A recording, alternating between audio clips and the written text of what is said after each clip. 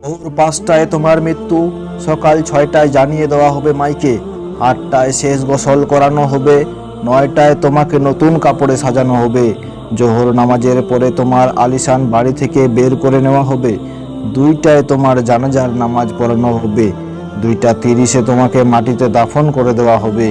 মাটি দেওয়ার শেষে কেউ তোমার জন্য দোয়া করবে, আবার কেউ চলে আসবে। এই তো তোমার জীবনের শেষ আয়োজন। তো কিসের এত অহংকার ও কিসের এত ক্ষমতার দাপট? ক্ষমতা কারো জন্য চিরস্থায়ী নয়।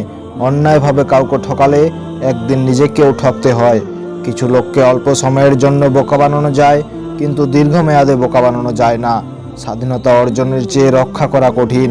বহু গর্ব অহংকার আমরা দেখেছি, আবার অল্প সময়ের ব্যবধানে তা হারিয়ে যেতেও দেখেছি।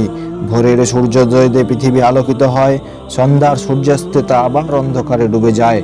অসত্য দিয়ে সত্যকে বেশি দিন ঢেকে রাখা যায় না। সত্যই জিতে যায়, তবে একটু দেরিতে। প্রকৃতি বড়ই নির্মম, কবে কখন কোথায় কার উপর আঘাত হানবে তা একমাত্র উপরওয়ালাই ভালো জানেন। শরীরে শক্তি আর ক্ষমতা আছে বলেই সব জায়গায় তা প্রয়োগ করতে যাবেন না। কখন যে কোথায় আটকে গিয়ে মাটির সাথে মিশে যাবেন তা আপনি নিজেও বুঝতেই পারবেন না। অহংকার আর দাম্ভিকতা পতনের লক্ষণ, তাই অহংকারী না হয়ে সহনশীল হন। আল্লাহ সুবহানাহু তাআলা ১২ ঘন্টা রাত আর ১২ ঘন্টা দিন নির্ধারিত করে দিয়েছেন। নিশ্চয়ই দুঃখের পরেই সুখ, এটাই তো আল্লাহর নিয়ম।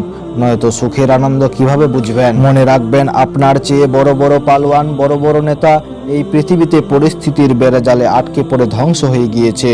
শক্তি, ক্ষমতা আর অহংকার চিরস্থায়ী নয়। তাই আসুন সবার সাথে বিনয়ের সাথে কথা বলি।